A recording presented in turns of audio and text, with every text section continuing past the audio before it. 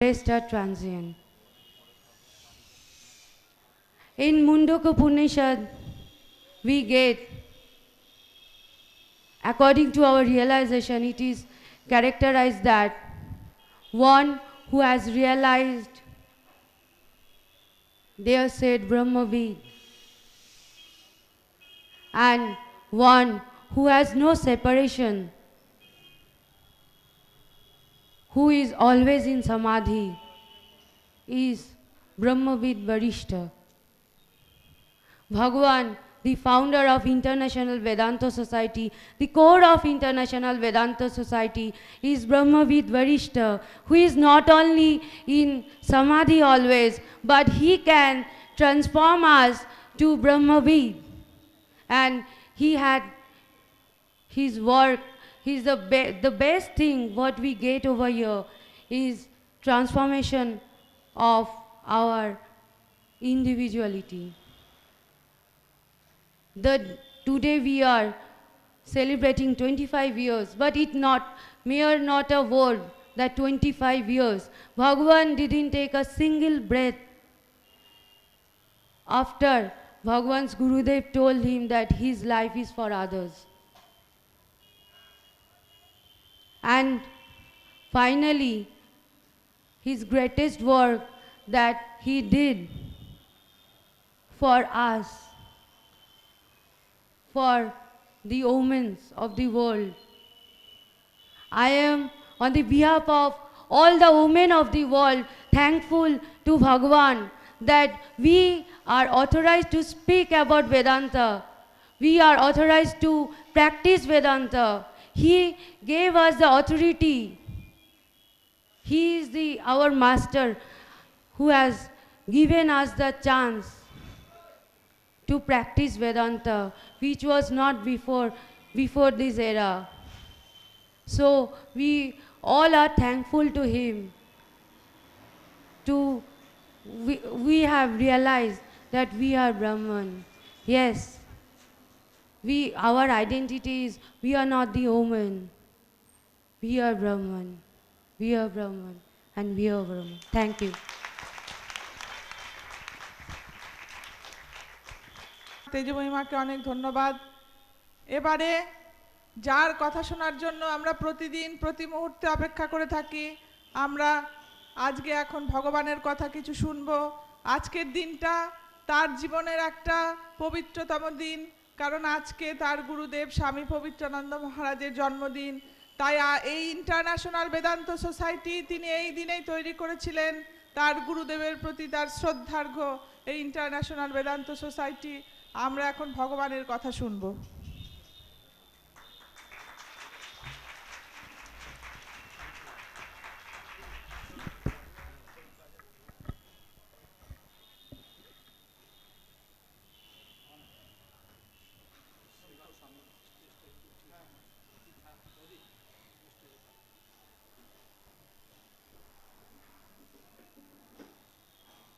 আমি অনেক কিছু করেছি, সবচেয়ে বড় করেছি হাসতে শিখেছি, হাহা হাহা, এবং হাসাতে শিখেছি হাহা হাহা। লেট আস লাভ, আমরা একটু হাসি, let us love. It is Vedanta, এটাই বেদান্ত। বেদান্ত এই জগতের, এই দুনিয়ার দুঃখ কষ্ট বেদান্ত এক মুহূর্তে ফু দিয়ে উড়িয়ে দেয়। বলে কি, ছেড়ে দাও ছেড়ে দাও ছেড়ে দাও রজ্জু বলো ওং তৎসতং, হা হা হা, ফু, দিস ওয়ার্ল্ড ইজ এ ফু ফু টু মি, ফু ফু ফু ফু ফু। He is a master. আজকে এনার জন্মদিন, আমারও জন্মদিন।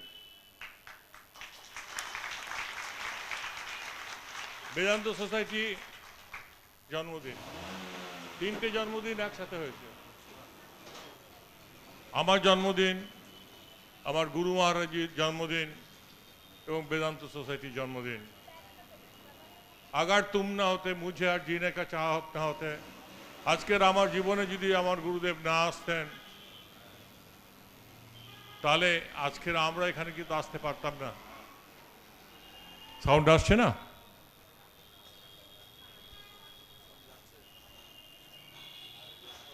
আমার গুরুদেব, আমার প্রাণ, আমার সব কিছু। I am telling Bengali, please excuse me. I can speak fluently in Bengali, so sorry for you. But I will make up it in my house, Birati. যে কথাটা বললাম যে হাসো, প্রাণ খুলে হাসো,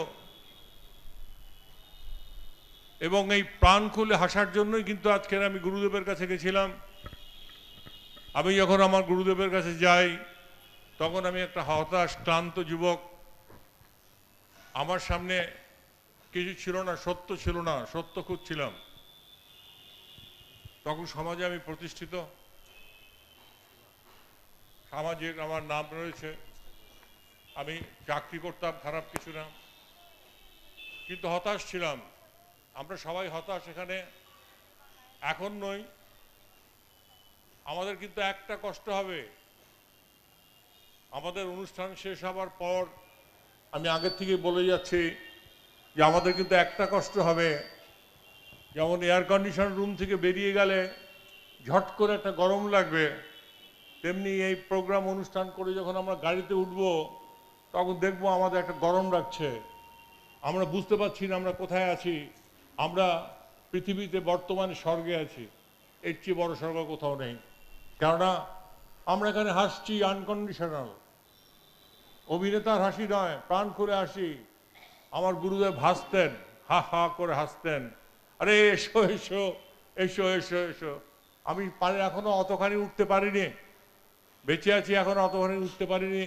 আমি শুধু দেখতাম এই বৃদ্ধ মানুষটা এভাবে হাসছে কি করে। আমার কিন্তু ধর্মের শুরু দুঃখে নয়, আমি দুঃখের কোনো ব্যাপার ছিল না।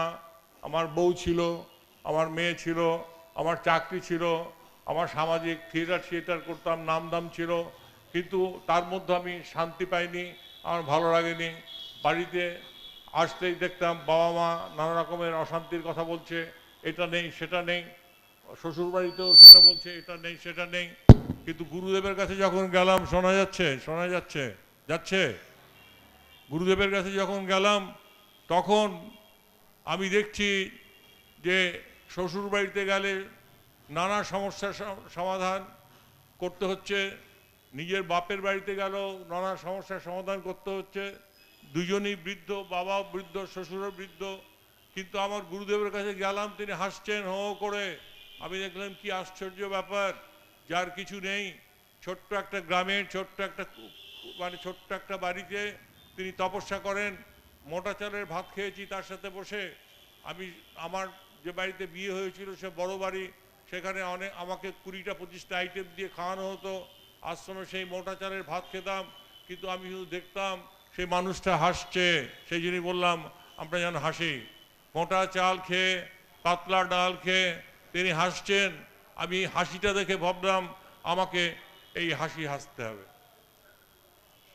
আমি জ্ঞান চাই না, ব্রহ্ম চাই না, ব্রহ্ম বুঝিও নি আমি কিছু। আমার শুধু মনে একটা ছিল, আমি তোমার মতন হাসতে চাই। তুমি যেমন হাসছো, এবং তার মৃত্যুর দিনেও তাকে আমি দেখেছি তিনি হাসছেন, এবং এটাই আমার টার্গেট। আমি হাসছি, এটাই আমার টার্গেট, এটাই বেদান্তের চূড়ান্ত কথা, সর্বশ্রেষ্ঠ কথা। এই সংসার যখন কেঁদে কুল পাচ্ছে না, তখন আমরা বলছি হাসো, হাসো হাসো হাসো হাসো। আমরা মজায় আছি কি না?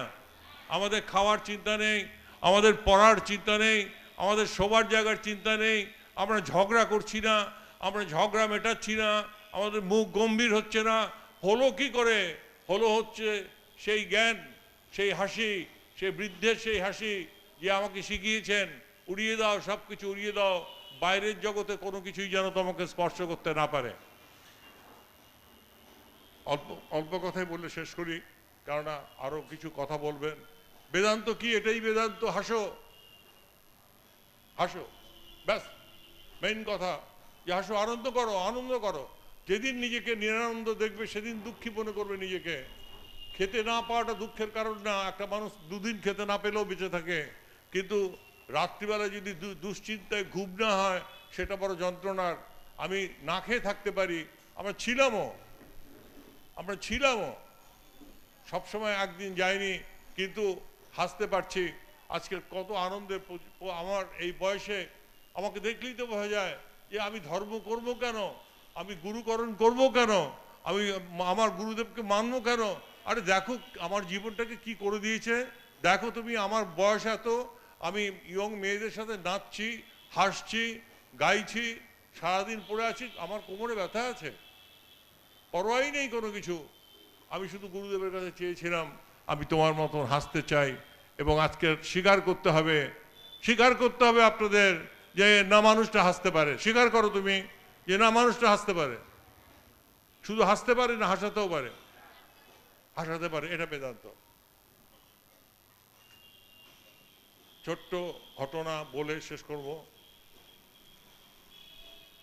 কেননা এটা ঠিক যে আমি যদি স্টেজে দাঁড়িয়ে থাকি 3 ঘন্টা আমি বলে যেতে পারি, থামবো না, এবং আমাকে কেউ বলবেও না, ওরাও বলবে না যে আপনি থামুন। এখানে ঘড়ি আছে, অ্যালার্ম দেওয়ার ঘড়ি আছে, কিন্তু আমার ক্ষেত্রে অ্যালাউ করবে, কিন্তু সেটা আমি চান্স নেবো না, সেই সুযোগ আমি নেবো না। কারণ যারা এখানে সেজে গুজে বসে আছে, বেদান্তের সার আমি বলছি।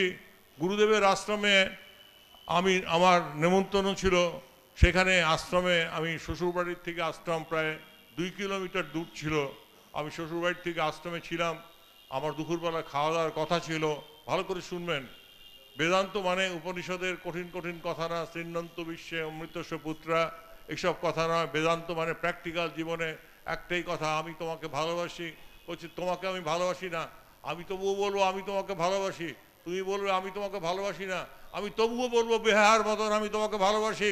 তুমি আমাকে ভালোবাসি না, ভালোবাসতে পারবে না তুমি। ভালোবাসার কাছে পৃথিবীর এমন কোনো শক্তি নেই যে দাঁড়াতে পারে। কার ক্ষমতা আছে দাঁড়ান? আমার ভালোবাসা আপনাকে সুনামির মতো নুড়িয়ে নিয়ে যাবে, আপনি টেরও পাবেন না, আপনার সব ঘর বাড়ি ভেঙে আপনি উড়ে গেছেন। এখানে তো ভালোবাসাটা আমি আটকে রাখি সুইচ গেটের মতন, ছাড়ি না। ছাড়লে তো এই যে বলছে যে পা ধরে প্রণাম করবেন না, আমি যদি ছেড়ে দিই সুইচ গেট, আপনারা সব ভেসে যাবেন, আপনার বাড়িতে গিয়ে আর ভাত রান্না করতে পারবেন না, পুড়িয়ে ফেলবেন সবকিছু। সত্যি কথা, মায়েরই বলছি, পারবেন না। কেননা এই টেস্ট আমরা পাইনি। কি টেস্ট, কি জীবন, কি করতে হয়।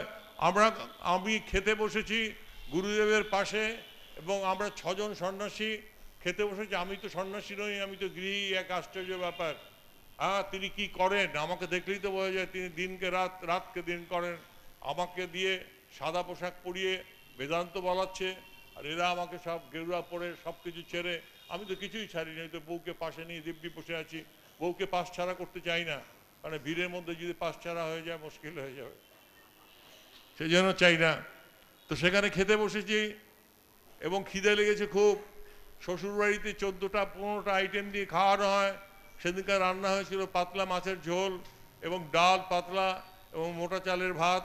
আমরা নিয়ম হচ্ছে একসাথে বসে ওনারা সব মন্ত্রতন্ত্র উচ্চারণ করেন, আমাকে কিছু বলতেন না গুরুদেব, অ্যালাউ করতেন। জানতেন যে ছেলে বেয়ামানা, একটু বাঁদর ছেলে, একে কিছু বলে লাভ নেই, আমাকে ছেড়ে দিতেন। বলছে না, সজলও আলাদা, আমার একটা নাম আছে, সেটা বেরিয়ে গেল সজল, সেই নামটাই ডাকতেন তুমি। আরে এসো এসো। খেতে বসেছি, খাওয়া শুরু করব, এমনি তো দেখে খারাপ লাগছে যে ভাত আর ওই মোটা চালের ডাল আর ওই ডাল পাতলা ডাল এই দিয়ে খেতে হবে। হঠাৎ সেই সময় 6 জন পুরুলিয়া থেকে এসে হাজির। আমার লেগেছে প্রচণ্ড খিদে, সবাইকে পরিবেশন করা হয়েছে, আমি খেতে যাব।